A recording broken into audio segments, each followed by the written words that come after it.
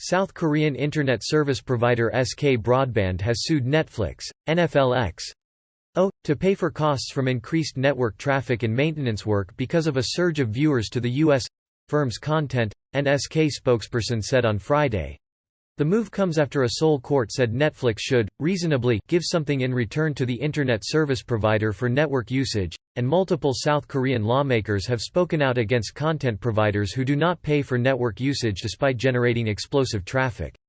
Netflix said it will review SK Broadband's claim, and seek dialogue and explore ways in the meantime to work with SK Broadband to ensure customers are not affected.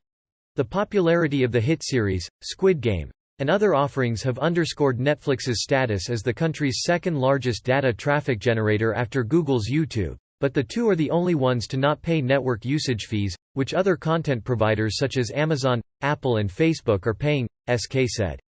Netflix's data traffic handled by SK jumped 24 times from May 2018 to 1.2 trillion bits of data processed per second as of September, SK said, riding on the success of several Netflix productions from Korea including Squid Game and DP. SK Broadband said it lodged a lawsuit against Netflix for it to pay for using SK's network since Netflix began using SK's dedicated line starting 2018 to deliver increasingly larger amounts of data-heavy, high-definition video content to viewers in Korea from servers in Japan and Hong Kong. Last year, Netflix had brought its own lawsuit on whether it had any obligation to pay SK for network usage, arguing Netflix's duty ends with creating content and leaving it accessible. It said SK's expenses were incurred while fulfilling its contractual obligations to Internet users, and delivery in the Internet world is free of charge as a principle, according to court documents.